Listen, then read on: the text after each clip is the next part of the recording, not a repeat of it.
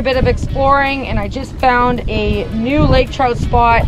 There's not 10, not 20, but probably close to 30 lake trout stacked up on this big drop into the main water here. And we're gonna drop a bait down here and see what we can get.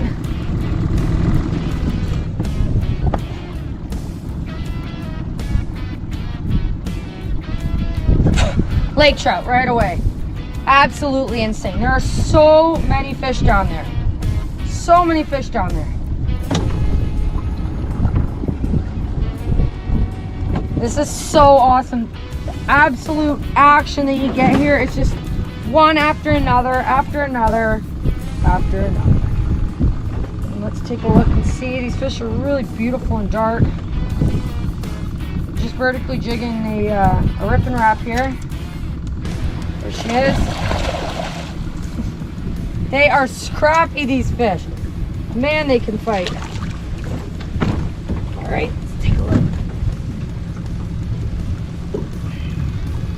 Oh, it's got itself lassoed around here. There we go. There we go. She lassoed herself around. Check that out. Barbless, so it comes out nice and easy. Beautiful, beautiful lake trout. That wasn't even 15 seconds into dropping on this new spot. So absolutely incredible. Let's go see how many more we can get here. They're sassy, that's for sure. All right. Just like that. I lost him. Just like that. Lost one, got another one. There are so many fish down there, it's insane. It's absolutely insane. I've never seen anything like it. Absolutely crazy. Take a look.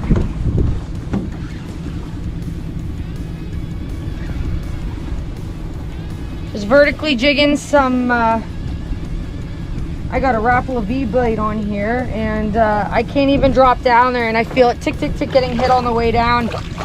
Take a look at that. All right, so as I was doing my little spiel, like I said, I missed a good couple fish, missed a few others, sleeping at the wheel, but instantly, just instantly, beautiful lake trout. Let's see how fast it takes to get another one here.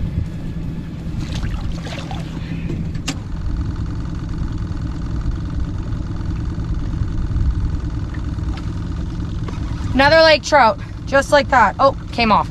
I'm barbless, so sometimes they stay, sometimes they don't. But I got another one, so I'm not too upset I lost that last one. This is insane. Absolutely insane. And man, these fish, they got some fight to them.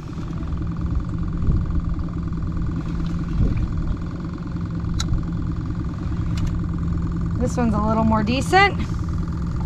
See the bubbles coming up?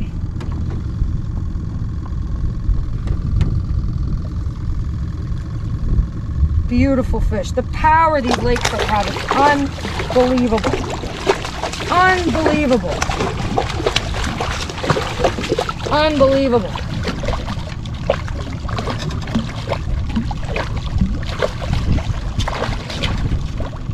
Like I said, I'm barbless, so this one might pop off.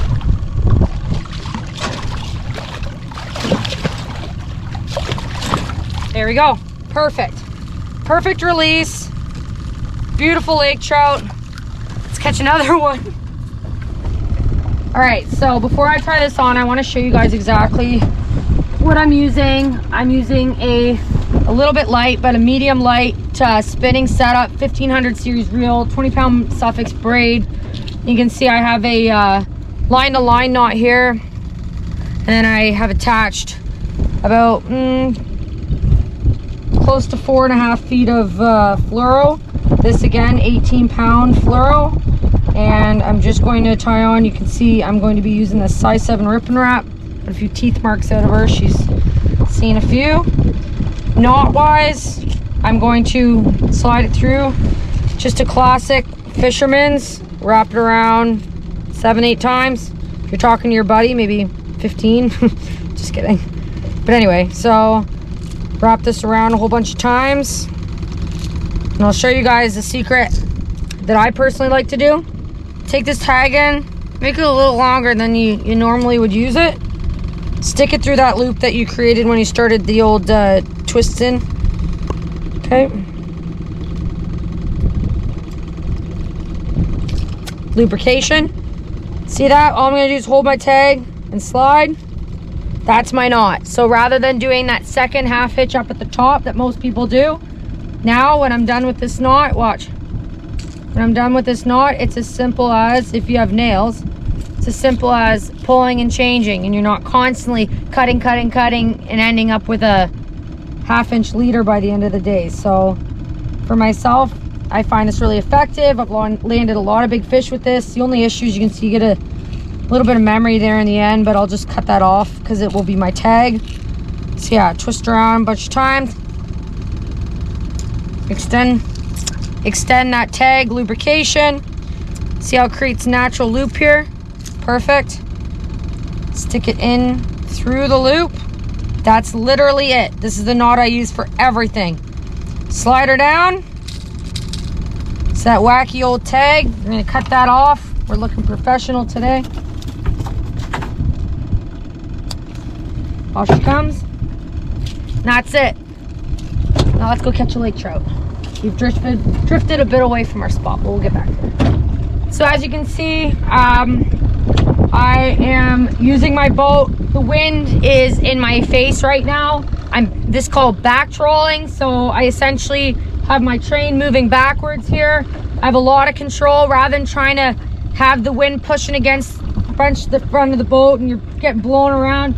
Like I said, face into the wind, start backing up. I'm not using any anchors or anything of the such. I'm just slowly moving and back trolling around onto where I want to be. And as guides, this is something you get really good at really fast because you spend a lot of time, the guys up casting, you're back trolling around the shore. And you can see on the graph we're absolutely stacked with fish. So let's see if we can throw this thing down here. Like I said before, I'm just using a size 7 rip and wrap. Little example, you can use white tubes. Great. Where'd that little thing go? Oh, slab wraps, also good. But this rip and wrap has a bit of weight to it. So since I'm fishing 93 feet or so, I can actually get down there in a decent amount of time and work this bait rather than having something a bit lighter. And these lake trout just love them. So get that bait down there. As you can see, once again, back trolling, just kind of straightening myself out, getting right on top of those fish. We're on bottom here, so I know I'm on bottom when my line goes slack. Here, I'll show just quick little pan there. It's a little exaggerated, but that is on bottom. So many people, I'm not sure if I'm on bottom or not. Once your line is slack like this, you know you're sitting on bottom. So I'm gonna clean up my slack. Once I get down to my rod tip, I'm just gonna start slowly working this bait upwards. A few pops here, a few moves. It's like you're dancing. Oh, I just missed one. Not paying attention.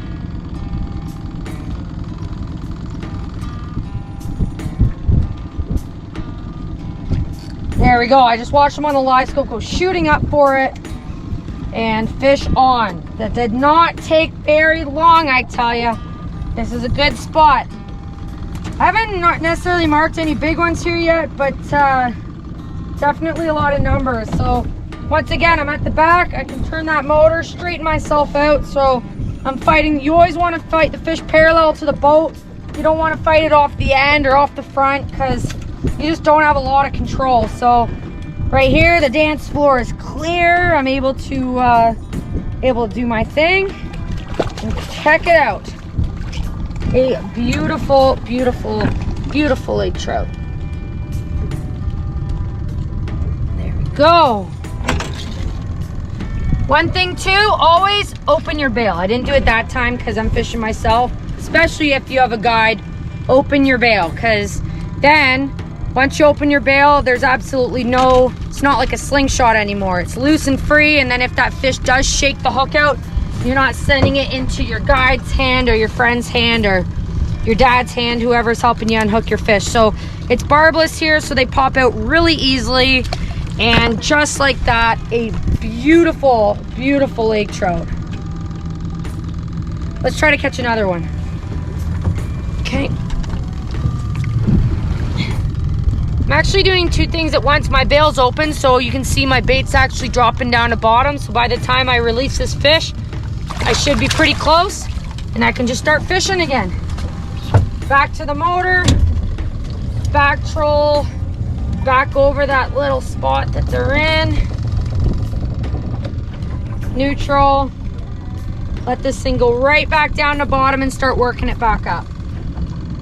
So a lot of people are always asking me, Emily, how do you pick the spot that you're gonna guide? How do you pick the spot you're gonna take your guys to? And in previous circumstances, you have so much experience on the lake that you know exactly where everybody's hiding, but this is all new water to me. I haven't fished any of this. This is my first day that I've been out here. So what I really like to look for when I'm looking for good lake trout spots is finding somewhere that's adjacent to the big open water, but we still have structure and we're leading into and narrows and behind us with shallower water.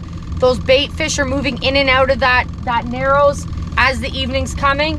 These fish are all stacked up. There's a really nice gradual drop off of here. These fish are all staging up in here, ready to move up and go in shallow to catch some bait, or vice versa for the bait to come down out of the shallows back to the open water. So it's more or less a pinch point. Pinch points are great, any kind of transient areas. So this is the main little highway that gets us back to the remainder of the lake. So all of this basin then narrows out into here, then goes back. And so you know that any transient or any pinch point like that, you're gonna find fish. There we go. Another fish on. There's actually a nicer mark down on bottom there. Try to see if I can get this one in and out relatively quickly and find that bigger mark, but I stumbled across this spot. We were doing some exploration. Like I said, down in that south end, it was really shallow, and it started to just slowly drop to 20 to 30 to 40. See all these little reefs and rocks down in here, and then just a big slope down into the basin. So this is a really, really good example of if you're looking for lake trout, something that's going to be either a transient point, there we go, a transient point, or a piece of structure where they're able to herd and catch that bait. Barbless comes out so easy. And another absolutely gorgeous lake trout. Beautiful fish. Basically instantly, you get that bait down there, you start working it a bit, you start picking them up. So let's throw her back. Okay, do it again. So a lot of people like to just kind of pound bottom. Those be working bottom. You can see these marks are suspended all the way. There's a fish up at 20, fish at 40, fish at 50, 50, 60, 80. So that's why personally I like to drop to bottom and then start working that bait up. Because those fish, especially lake trout, they're stacked all over the column. You know, it's not like a walleye where they're just kind of within that 2-3 feet of bottom and you jig them up. Like, look at this.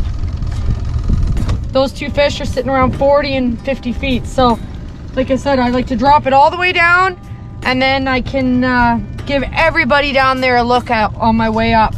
And typically those fish up higher tend to be a little more aggressive, but it just depends on the situation.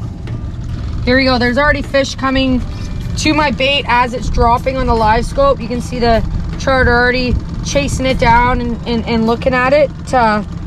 But I want it, like I said, I want to get down to the bottom. It's tempting to want to throw the brakes on up top and start working it, but I'm just going to get down to the bottom there and work my way back. If anything, they'll just chase you right down. You'll have 6 or 7 with interest. Back trolling, straightening myself out. You always want everything to be perpendicular. You don't want your rod to be out over here, jigging over there. You want it to be a nice 90 if you can.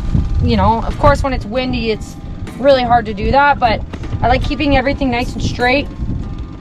And I'm moving and bopping and shaking. These ripping wraps have a bunch of rattles in them, so can tickle their lateral line coming up. A few bops on the spot and just keep working my way up. You can see, oh, I just missed that one.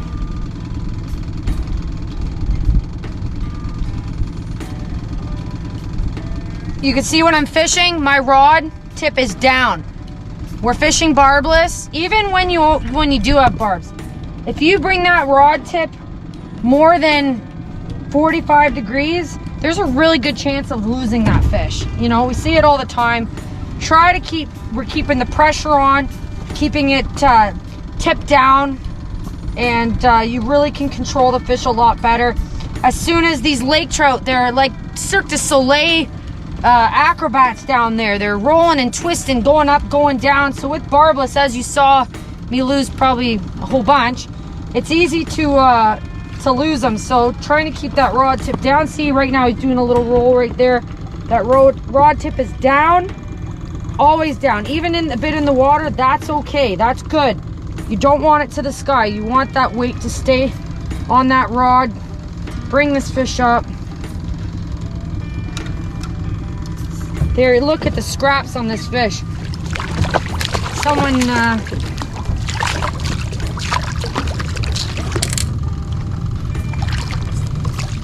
there we go. Someone definitely, see how this fish was hooked here? Just open my bail. Just barely in the top of the mouth, just barely. That's why you lose lake trout so much. But anyway, check out this fish.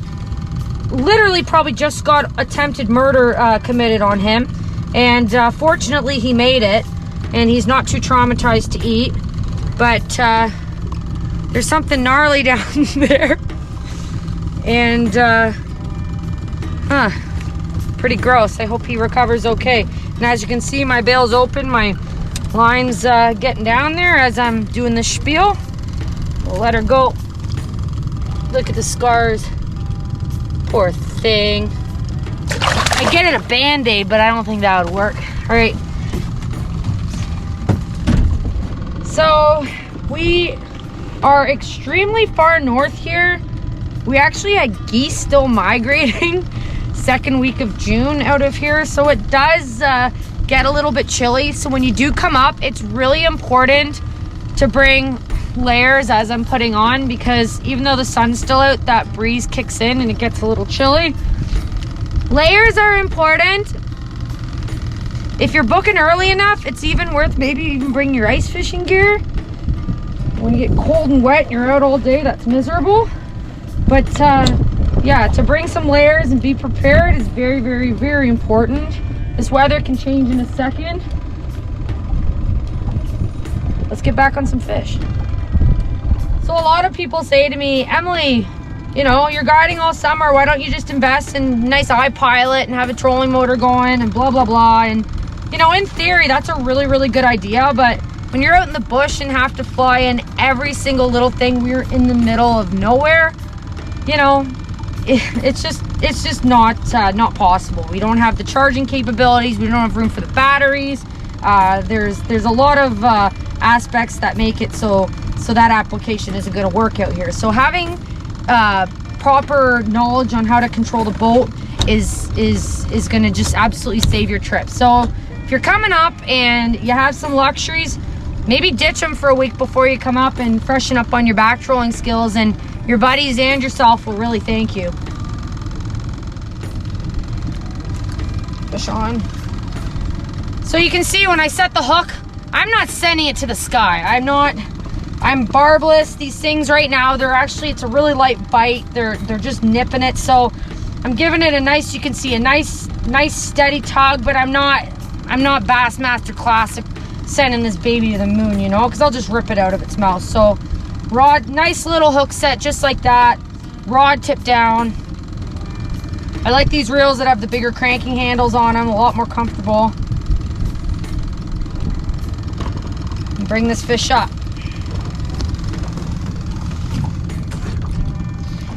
And you will get big fish like this. Like, I know this is a number spot and they've all been kind of small so far, but it's just a matter of time until a bigger one will be rolling through. And we had it like that the other night. We're catching numbers like this, and all of a sudden a beautiful 36 and change came on out. So when I'm grabbing the fish, you can see me just there very carefully. I'm just finessing so gently. I don't want to get these gill rakers here. They're sharp, they're sensitive. I don't want to touch these gills. I'm grabbing this gill plate here. So like I said, I don't want to grab these gills. Keep your pliers on hand, keep them close. This one swallowed it really, really, really deep. It's just a little bit of an angle. You don't, just take your time when you're unhooking your fish. It's no rush. It's better to be slower and gentler than to try to be fast and rammy. So he's got my hoodie string, but another absolutely gorgeous lake trout. And let's see if we can keep going. If we go at this long enough, there is a really good chance we might see a big one. So throw this girl back.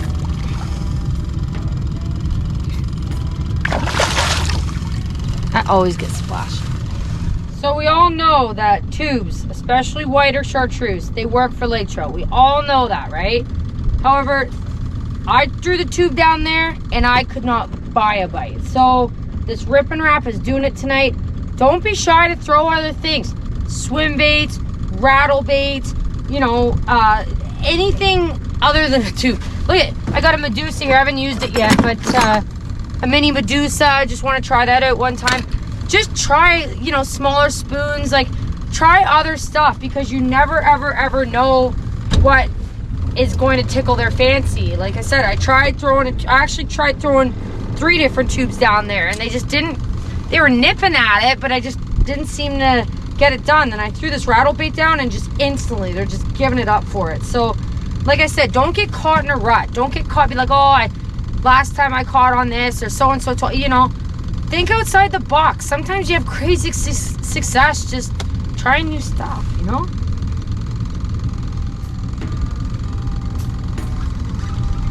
Another fish here.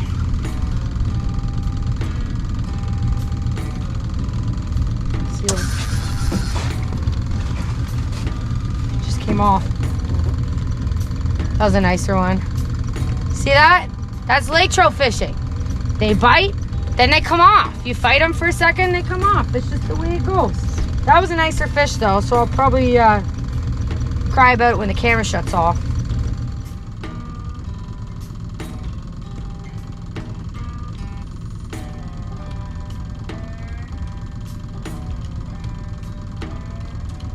There we go.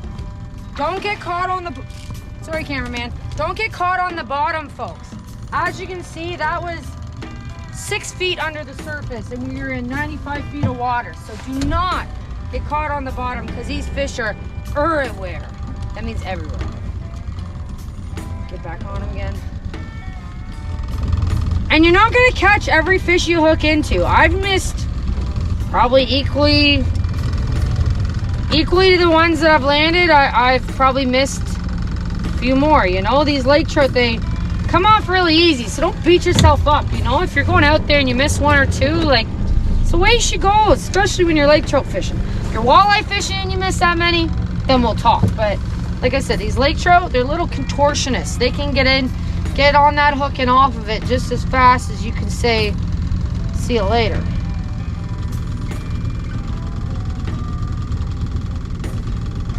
Sean, it's gonna be the grand finale fish, because I want to go for some big ones here, do some trolling. Like I said, you will get a big one. I don't know what that sound was. It sounded awful. You will get some big ones trolling, but for the most part, this is a bit of a number spot here. Well, it is a number spot. Not a bit. So sassy.